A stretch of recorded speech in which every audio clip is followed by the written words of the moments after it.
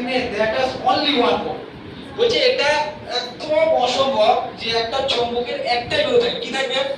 একটা চৌম্বকের একটা মেরু কখনোই থাকতে পারে না। একটা চৌম্বকের দুটো মেরু থাকতেই হবে। বুঝা গেল?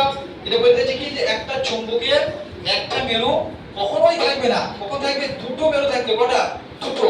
It has two poles such as north pole and another is south pole. দেখো কি হবে বুঝবো? Breaking a magnet result into complex magnet. বলছে দেখো, if you break a bar magnet into two pieces, each pieces will form a complete magnet with both a north pole and south pole. বলছে তুমি যদি একটা চুম্বককে নাও, এবার এটাকে ভেঙে দে, কি করে এটাকে দিয়ে? এটাকে ভেঙে দে, তাহলে কি হবে বলো? এইটা যদি ভেঙে দেওয়া হয় তাহলে দুটো চুম্বক হয়ে গেল। এবার এই দুটো চুম্বক হলে কি হবে? এটা হচ্ছে N, এটা হচ্ছে S, এটা হচ্ছে S, এটা হচ্ছে N। বুঝতে পারলাম?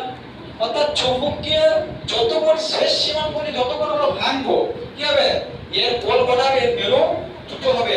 এর একের নিচে বেশি একটা পোল কখনোই একটা চৌম্বকের মধ্যে থাকতে পারে না। আপনারা বুঝতে পারছিস? আরবাজ, ফিরোজ, এই ছেলে বল বুঝি না, বুঝতে পারছিস? এবার দেখো, no matter how many times you break a magnet, অর্থাৎ চৌম্বককে কতবার ভাঙছি সেটা বলতে হবে। You will always get smaller magnet. আমরা এই চৌম্বকটাকে যদি বারবার ভাঙি কি হবে? হ্যাঁ, এই চৌম্বকটা যদি বারবার ভাঙি তাহলে কি হবে? দুটো পোল পাবো, একটা পোল কখনোই হবে না। বুঝতে পারলাম? Thus magnet will always have two poles. তাই আমরা বলতে পারি যে ম্যাগনেটের দুটো পোল থাকে regardless of their size or how many times they are divided.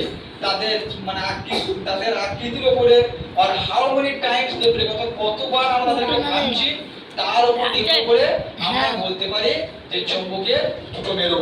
ঠিক আছে? আর পড়াবো?